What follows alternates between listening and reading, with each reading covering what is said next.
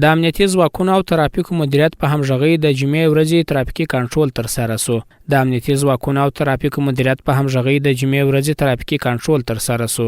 مسؤلین وایي چې د کندهار امنیه قومندانۍ ویښو او بیدارو امنیتي ځواکونو او ترافیک پولیسو په ګډه د جمعې ورځې امنیتي او ترافیکي کنټرول ترسره کړ. د کندهار امنیه قومندانۍ د مطبوعاتو او عامه اړیکو مسؤل ملا اسدالله جمشید وایي یاد کنټرول د امنیتي ځواکونو او د ترافیکو مدیریت په همغږۍ د جمعې په ورځ د نقلیه وسایطو د ګڼې ګوڼې د مخنیوي او د ښاري نظم د تنظیم لپاره ځانګړی شوی و چې امنیتي ځواکونو او ترافیکو پولیسو د کندهار ښار په عمومي خط سیر، پري واټونو او عینو مینې ښارګوټي کې ترسره کړ. د هغه په خبره په یاد کنټرول کې امنیتي ځواکونه د امنیتي پیښو د مخنیوي ترڅنګ بشپړ ترافیکي کنټرول هم ترسره کوي ترڅو کومه ترافیکي پیښه رامنځته نشي. د ښاغلي جمشید په خبره د یاد کنټرول پر مهال د هغه نقلیه وسایطو چلونکو څخه چې عمرونه یې کم و او یا هم په ښار کې بې نظمي رامنځته کول وسایط درول سوي او ترافیکو مدیریت ته انتقال سوي دي.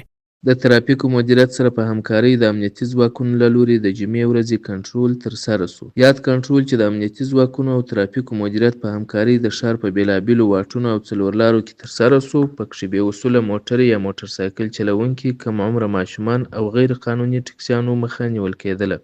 د اصولو خلاف او کم عمره ماشومانو څخه موټرسایکلان ودرول شول او د ترافیکو مدیریت ته انتقال شول. او هغه کانټینري ټکسیانې چې قانوني جواز سیر نه لري سټیکرونه یې پاک او د رنګولو توصیه ورته وسوه. د یادونې وړ ده چې په دې وروستیو کې د ترافیکي پیښو د مخنیوي لپاره د ترافیکو مدیریت پرسونل د ښاري نظم او تنظیم او پیښو د مخنیوي په خاطر 24 ساعته موظف وي.